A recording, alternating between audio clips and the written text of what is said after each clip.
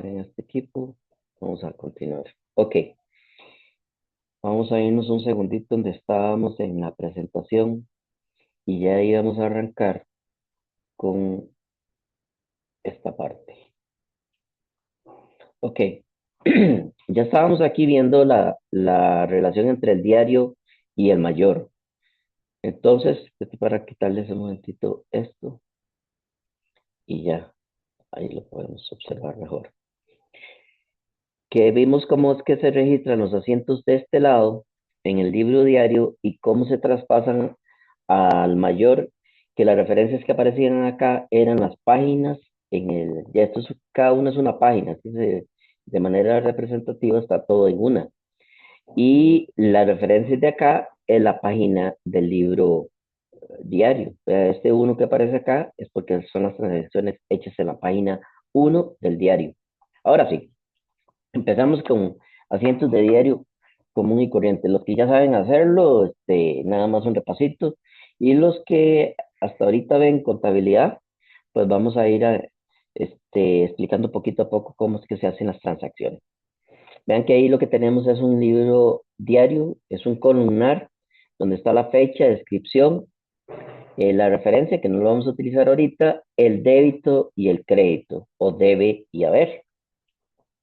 Dice aquí que el 1 de noviembre la licenciada Elena Mora deposita 25,000 en una cuenta bancaria a nombre de Servicios de Impresión, empresa individual de responsabilidad limitada, ya que está constituyendo la empresa, o sea, es el asiento de constitución de la empresa. Entonces, el asiento que debe hacerse es, vamos a ver si aparece, efectivo contra Elena Mora Capital. Como es una empresa individual, debe tener el nombre de la persona, dueña de la empresa, y con el adicional en el nombre capital.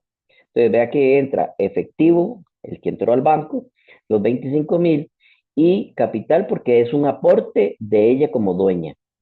Si ella aportaba otro tipo de activos, qué sé yo, un vehículo, un edificio, un terreno, todo eso iría ahí en la parte de los activos que se están adquiriendo, así como el efectivo, contra la cuenta de capital. ¿Ok? Ese es el asiento de constitución. Y viendo eso de una vez en el mayor, porque lo vamos a mayorizar de una vez, vean ustedes que el mismo asiento quedaría en las cuentas de mayor de la siguiente manera. Efectivo, 25,000 al debe y Elena Mora capital al haber. Entonces ya de una vez vamos haciendo la mayorización. Dice que el 5 de noviembre compra un terreno en 20,000. No sé de qué, si será una palada de tierra, porque ni siquiera en el cementerio vale eso. ¿Va? Entonces, pero como es nada más representativo, compra un terreno en 20,000. Entonces es el 5 de noviembre. Vea que aquí la fecha está 5 de noviembre. Y dice terreno 20,000 contra efectivo 20,000, porque aquí dice muy clarito que lo hizo al contado. Entonces, dice que es una compra de terreno para construir oficinas. No sé, una caja de cartón, una cosa así, porque no es, que sepa que si son 20,000, vea que arriba dice que son colones, eso no alcanza para nada. Unos cuantos bloques y ya está. Ok, si lo vemos mayorizado, entonces la cuenta efectivo ya teníamos 25,000, ahora tiene una salida de 20,000 y hay un nuevo activo que está adquiriendo, que es el terreno, con 20,000. Ven cómo se va haciendo de una vez la mayorización. Todavía nos están quedando, si hiciéramos un balance en estos momentos, tenemos en efectivo 5,000, porque ya de los 25 que había puesto la dueña, ya se fueron 20 y solo quedan 5. Pero aquí lo importante es la manera en que se hace los registros. Después de esto tenemos lo siguiente. Dice que el 10 de noviembre compra suministros a crédito. Son a crédito. Entonces, si está comprando a crédito, vea el asiento que se hace. Suministros es el día 10, 1,350 contra cuentas por pagar, 1,350. Compra de suministros a crédito. Perfectamente esa cuenta de suministros yo la puedo poner como inventario de suministros y formaría parte de los activos de la empresa. Y si no, también si se van a gastar de una vez, gasto por suministro para que vaya a resultados. Pero aquí lo importante es el asiento. No está bien claro aquí si esos suministros se van a gastar, pero ya con solo poner la palabra, ahí sí les digo que siempre hay que especificar muy bien de qué se trata, si es un inventario o un gasto. Solo que la presentación venía así. Eso en el mayor quedaría de la siguiente manera. Los suministros 1.350 al debe contra las cuentas por pagar 1.350. Son dos cuentas nuevas, no existían, entonces se hace la apertura de ellas hasta ahorita. Después viene lo siguiente. El 18 de noviembre recibe 7.500 de los clientes por servicios prestados. Está recibiendo dinero por servicios prestados. Es una empresa de servicios de impresión, entonces eso es lo que debe registrar en ese momento. Efectivo contra ingreso por servicios, los 7.500. Vean ustedes ahí que lo está recibiendo. Si lo estuviera solo facturando, porque se los van a pagar después, entonces tendríamos que haber registrado una cuenta por cobrar. Pero aquí no.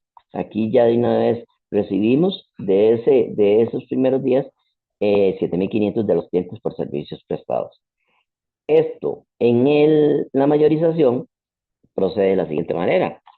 Vean ustedes ahí que dice, efecto del asiento en el mayor, 18 de noviembre, entonces ahí está en efectivo los 7.500 que se están recibiendo y registrando también en una cuenta nueva de ingreso por servicios 7.500 al haber.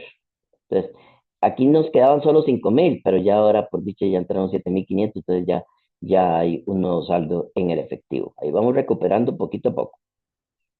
Luego dice que a lo largo del mes la empresa incurrió en los siguientes gastos.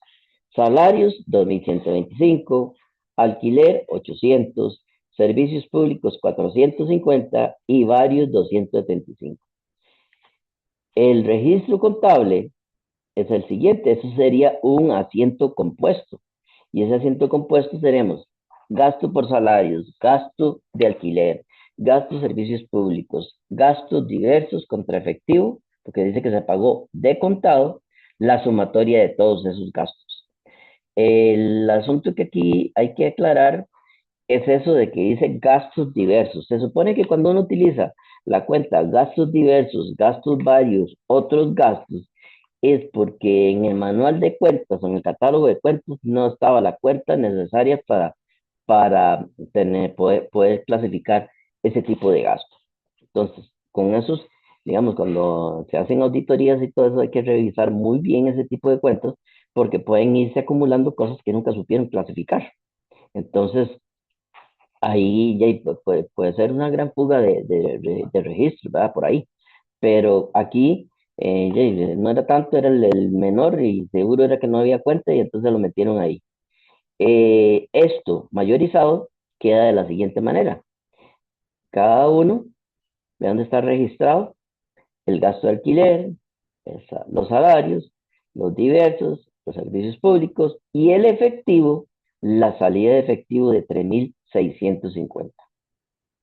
Luego, el 30 de noviembre paga a los acreedores a los que les compró los suministros de oficina 950. Acuérdense que cuando se compró los suministros de oficina teníamos una cuenta por pagar por 1.350, ¿verdad que sí? Entonces ahora lo que se está haciendo es un abono a esa cuenta por pagar. Entonces, lo que hay que hacer es disminuir la cuenta por pagar.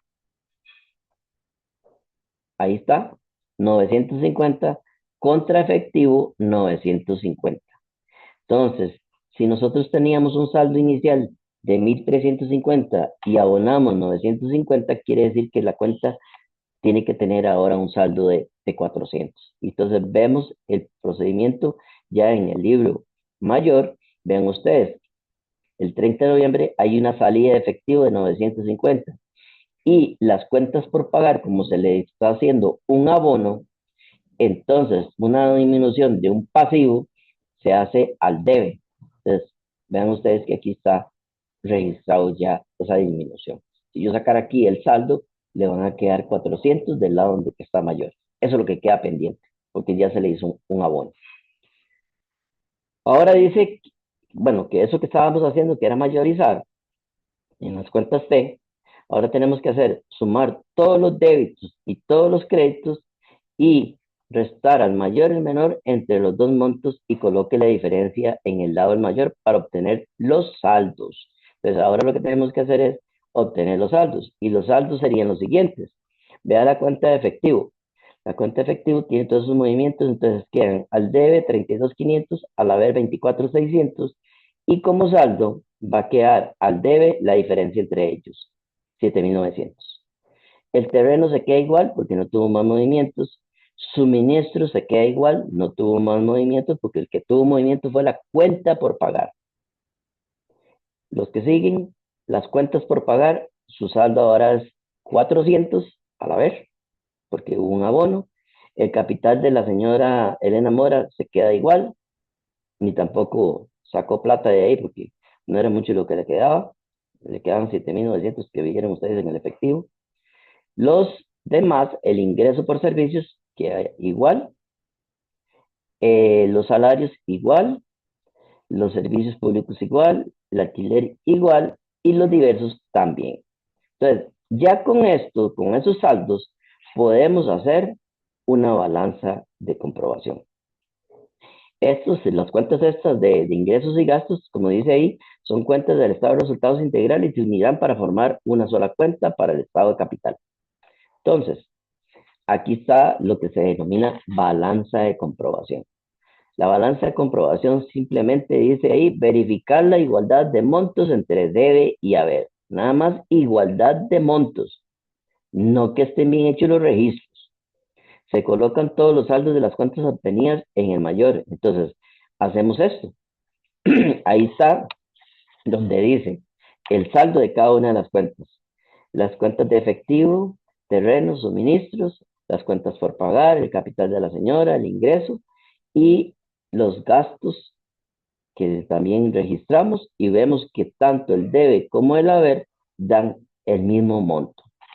Esas primeras cuentas que aparecen ahí son de activos, por eso es que están, básicamente lo hacemos siempre en ese orden, activos, pasivos, capital o patrimonio, ingresos y gastos. Los de activo, pasivo y patrimonio son cuentas del estado de situación financiera, ingresos y gastos del estado de resultados. Entonces, con esto ya tenemos sumas iguales y son los saldos de las cuentas. ¿De acuerdo? Preguntas hasta ahí, porque tenemos que continuar con lo que nos falta, porque es un montón largo y hoy vamos a ver buena práctica. Básicamente con la práctica se pueden aclarar muchas de las dudas que tengan ustedes ahí con los registros. Yo voy a hacer un ejercicio despacito para que se den cuenta cómo es que va uno haciendo los registros contables, pero este que estaba muy básico, vieron la forma en que se hacen los registros contables. Los que no sabían nada de contabilidad, ¿qué pueden decir?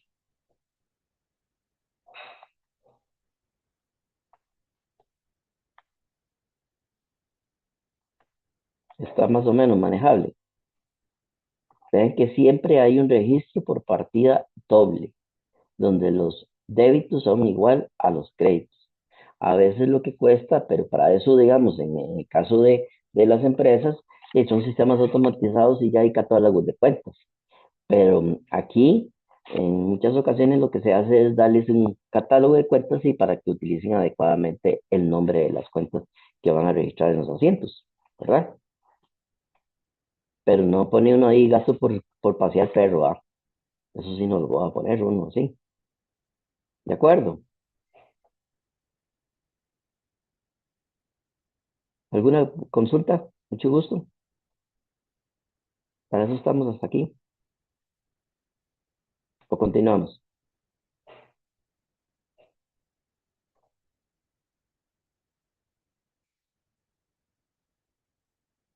Seguimos. Sí, no, está como la canción. Bueno, vamos a continuar. Ok, aquí viene hablando, nuevamente recalcando los procedimientos básicos de contabilidad. Entonces, ahí vimos lo de la ecuación contable, las transacciones que originan asientos, las cuentas contables y el saldo de las cuentas. Todo eso está en el mayor y ya ahí llegamos a la balanza de comprobación. Si lo vemos otra vez, aquí viene los pasos de la contabilidad financiera. Tiene que darse un evento el cual genera una transacción, se hacen los registros diarios, se hace la mayorización y con esa mayorización y el balance de comprobación, por último, ajustado, se hacen los estados financieros. Y si no tenemos ajustes, con solo la balanza de comprobación podemos hacer estados financieros. Ahí más o menos está el esquema que tiene la contabilidad. Y este ya lo habíamos visto al inicio, donde teníamos lo de las transacciones, que esas se registraban en asientos de diario, se mayorizaban y hemos llegado hasta acá, hasta la balanza de comprobación. Esta parte que tiene que ver con ajustes y balance de comprobación ajustada, por el momento no lo vamos a brincar porque vamos a verlo con mayor atención de hoy en 8. Lo que sí les dije que sí podemos hacer a partir de una balanza de comprobación son estados financieros, siempre y cuando, como en este caso, no hay partidas que afecten otros periodos. Por eso es que sí se hacen los asientos de ajuste. Cuando hay, o sea, como tenemos contabilidad de causación, ingresos y gastos se registran en el momento que ocurren. En el ejemplo de Elena Mora, ahí vemos claramente que no hay nada de eso. En los suministros se hizo una cuenta por pagar y después lo que se le está haciendo son abonos, pero no hubo nada que hayamos cobrado por adelantado o pagado por adelantado. Entonces, hasta ahí todo bien. Entonces, vamos a continuar con la preparación de los estados financieros.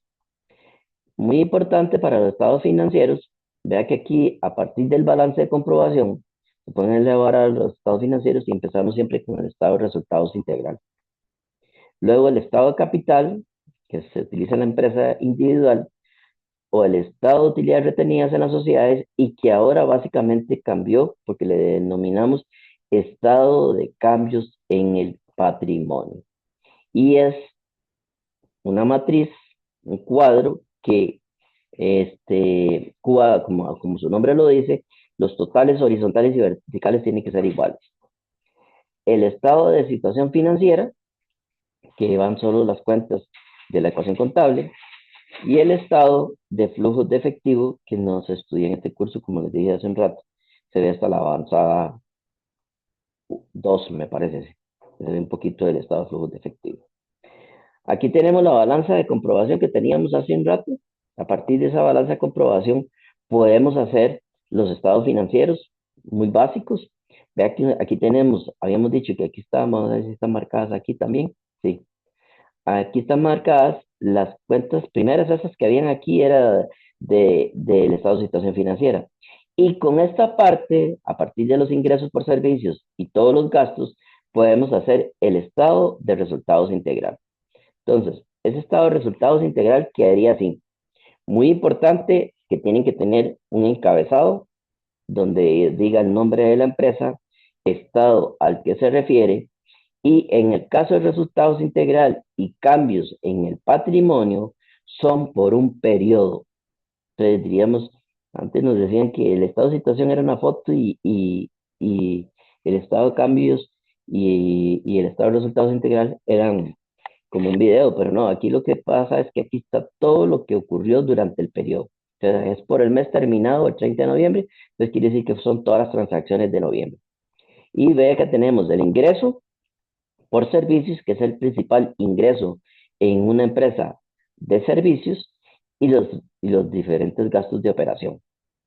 Cuando veamos la empresa comercial ya hay una clasificación más detallada, donde vemos un estado de pasos múltiples que se denomina, y ahí está la parte de inventario, la parte de costo de la mercadería vendida, los gastos de operación clasificados en venta y administración, los gastos, los otros ingresos y otros gastos, que no son las partidas normales que maneja la empresa, y más detallado. Pero aquí nada más para verlo de manera rápida, tenemos ingresos menos gastos.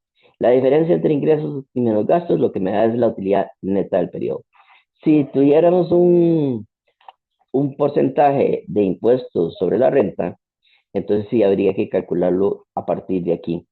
Entonces lo que tendríamos son total de gastos de operación y la diferencia entre ingresos y gastos de operación es utilidad de operación o antes de impuestos. Le aplicamos el impuesto y obtenemos la utilidad neta del periodo. El estado que sigue, bueno, ese estado sufrió varios cambios va a tener varios cambios a partir del 1 de enero del 2027 con la nueva NIF 18 que viene a hacerlo, a cambiar la presentación de estados financieros. Pero por el momento ya lo vemos así, ya que aquí se toman los ingresos, se suman todos los gastos del periodo y se restan, y lo que se obtiene es la utilidad o pérdida del periodo, que es una cuenta de patrimonio que va al estado de capital o cambios en el patrimonio. Entonces, aquí lo que continúa es con el siguiente estado. Ese estado de capital o cambios en el patrimonio muestra los cambios que se dan en la cuenta de capital. Se toma, en este caso, que es una empresa individual, el capital inicial, la utilidad del periodo y se restan los retiros del socio o dividendos en el caso de sociedades. Ella, este, podemos verlo de otra manera, que lo primero que tenía eran los 25,000, que fue cuando constituyó, y lo pusimos por aparte, como si fuera un aporte de capital, pero no tuvo retiros. Entonces quiere decir que la utilidad del periodo, que fueron lo que venía en el estado anterior, 3,850 más los 25,000 que ella había aportado, ahora tiene en la cuenta capital 28,850.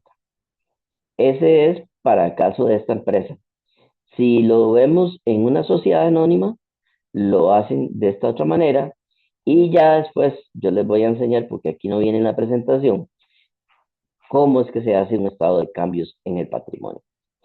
Importante en este caso, tanto en el anterior como en este, vea que aquí lo que se pone, aquí le pusieron que fuera ahora una sociedad, por eso es que lo están haciendo como estado capital. Aquí no se maneja nada de la parte del capital, sino que lo que se maneja son las utilidades retenidas anteriores, porque aquí está diciendo, dice que, para ejemplos, asuma que tienen utilidades retenidas al 1 de noviembre de 5,000 y dividendos declarados de 800. Entonces, lo que hace es que a la utilidad retenida inicial le suma la utilidad neta del periodo y le quita los dividendos para obtener una nueva utilidad. Y esta nueva utilidad se pasaría al estado de situación financiera en la parte de patrimonio. Pero, viéndolo acá, vamos a ver cómo queda ya al final el bendito estado de situación financiera. Ahí está. Vean ustedes, ya con la información que teníamos y los estados anteriores, ya tenemos el servicio de impresión, empresa individual, estado de situación financiera al 30 de noviembre, a una fecha específica. Por eso es que se dice que es una foto. Es el único que tiene una fecha específica. No es por un periodo, sino ya los resultados a ese momento. Son los resultados del periodo. Entonces tenemos en activo corriente el efectivo y los suministros, total de activo corriente.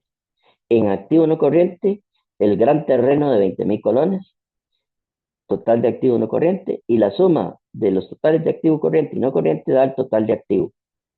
Pasivos, solo teníamos las cuentas por pagar y ese es el total. No había nada a largo plazo, una hipoteca, un documento por pagar. Entonces ya después aquí le metimos nada más, como es una empresa individual, el nuevo monto que tiene el capital de la señora Elena Mora, 28,250. El total de pasivo más el total de patrimonio da, esa sumatoria da exactamente igual que el total de activo. Y ahí ya uno se pone contento porque el estado de situación financiera le cuadró, que decimos nosotros. ¿Oyeron? ¿Qué les parece? Ya cuando llega uno a ese punto, ya uno está, ya ha hecho bien las cosas. Después, aquí habla también del estado de flujos de efectivo, pero acuérdense que ese no lo vamos a ver. Entonces, porque con solo volverlo a ver, ya uno está haciendo mala cara, porque sí es bastante incómodo de hacer. no es cosa del otro mundo, pero sí tiene mucho detalle y hay que saber hacerlo. Vea que aquí dice que muestra las salidas y entradas reales de efectivo, de la cuenta de efectivo, y en este caso estamos utilizando el método indirecto. Y vea que aquí lo que hace es empezar con la utilidad antes de impuestos, se le hacen los ajustes correspondientes a montos que afectan esa utilidad que no son salidas de efectivo y luego sacan las utilidades antes del capital de trabajo. ¿Qué es el capital de trabajo?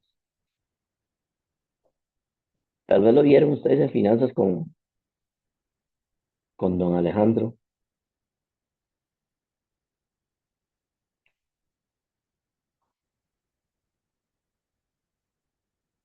Nunca escucharon ese término.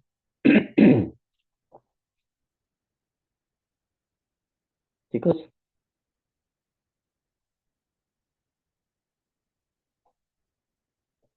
por ahí nunca eh, escucharon el término. Es que mi capital de trabajo o por ahí. Yo lo que he escuchado, profe, es Sí, que capital de trabajo es como decir el efectivo o el activo corriente que uno tiene para comprar cosas para vender, digamos, para comprar sí. inventario y ese tipo de cosas. Sí, oigan, ya para que les quede un poquito más claro, el capital de trabajo es o surge de la diferencia entre el activo corriente, eso que acaba de decir Pierre, el efectivo, el inventario, cosas que tiene en el corto plazo, menos las deudas de corto plazo. Esa diferencia es lo que usted realmente tiene para ponerle, como dicen, eso es capital de trabajo. Existe otra cosa que se denomina también, pero en la parte de finanzas, que no lo ven ustedes, lo que se llama la razón de liquidez. Y la razón de liquidez es dividir el activo total de activo corriente entre el pasivo corriente. Digamos, por ejemplo, esa división me da 2, que el activo corriente sea el doble que el pasivo corriente. Si esa división me dio 2, o sea, un número superior a 1, 2, quiere decir, oye qué bonito, por cada colón de deuda tengo 2 colones para pagarla.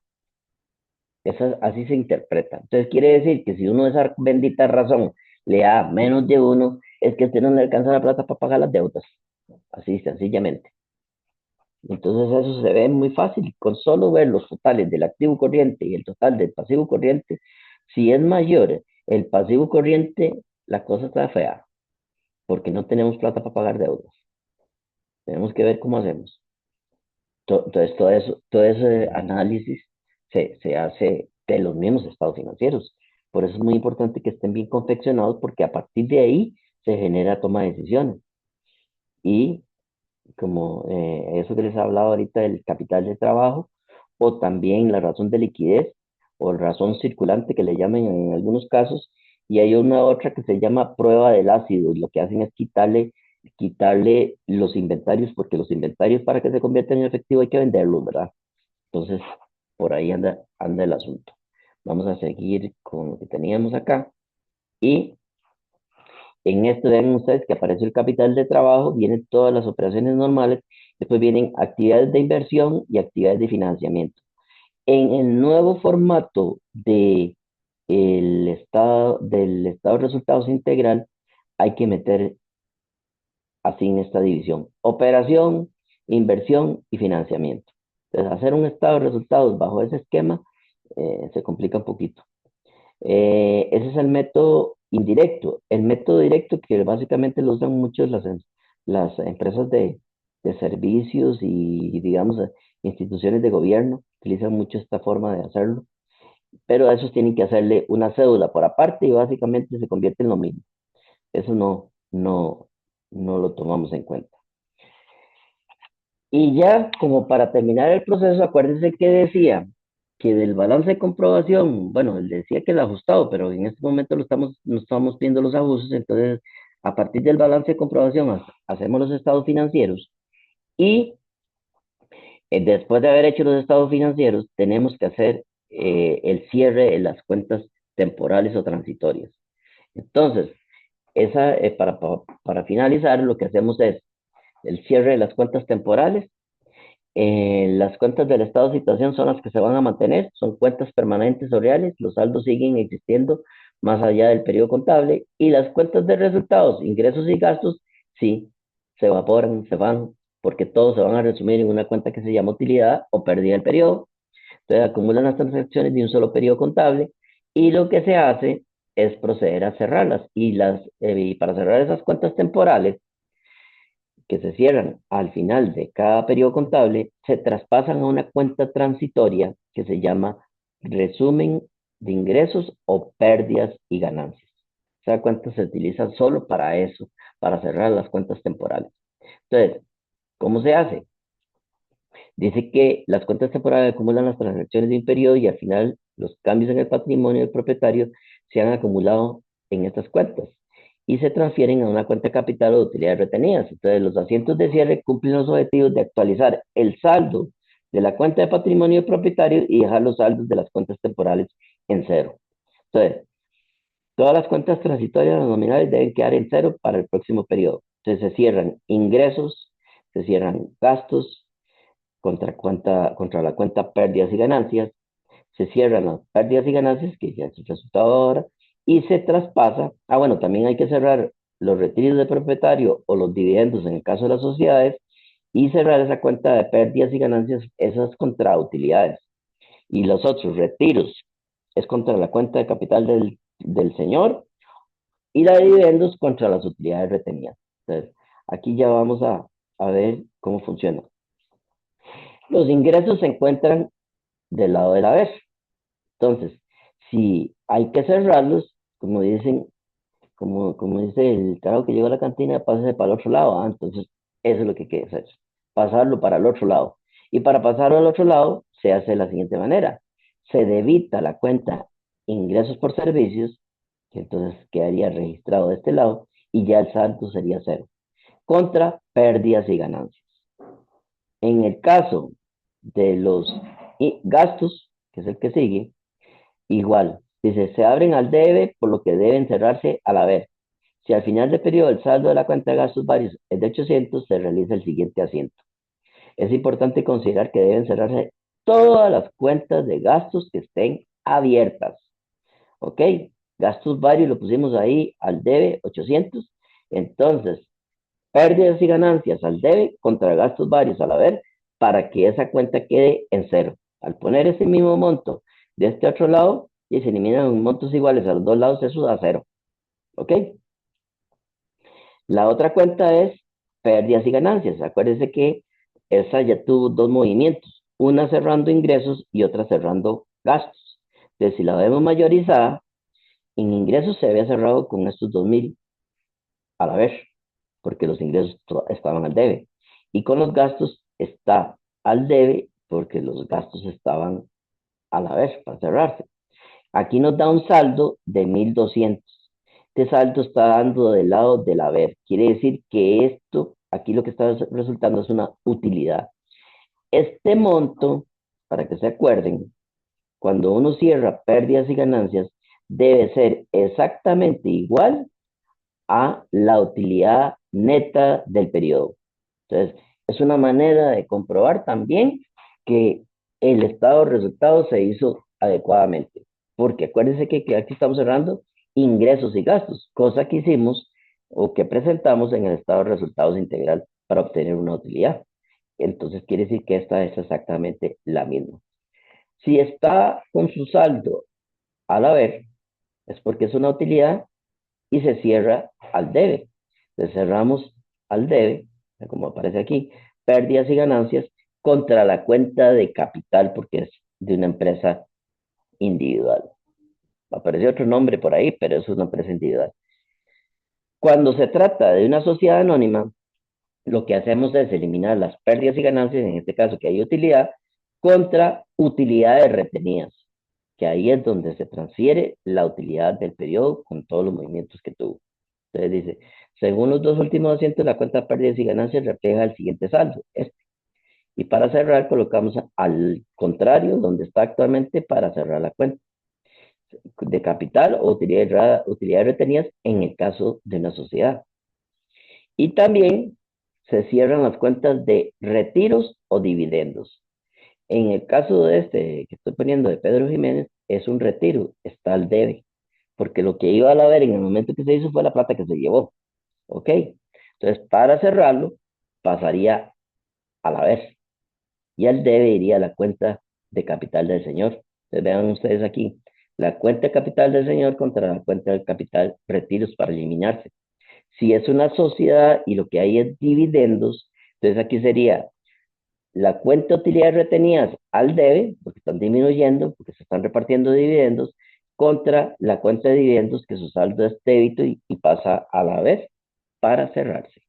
Entonces, ya con eso se termina el tema y ya podemos hacer el examen que viene la próxima semana. No, vamos a hacer práctica, mucha práctica. ¿Les parece? Vamos a parar esto.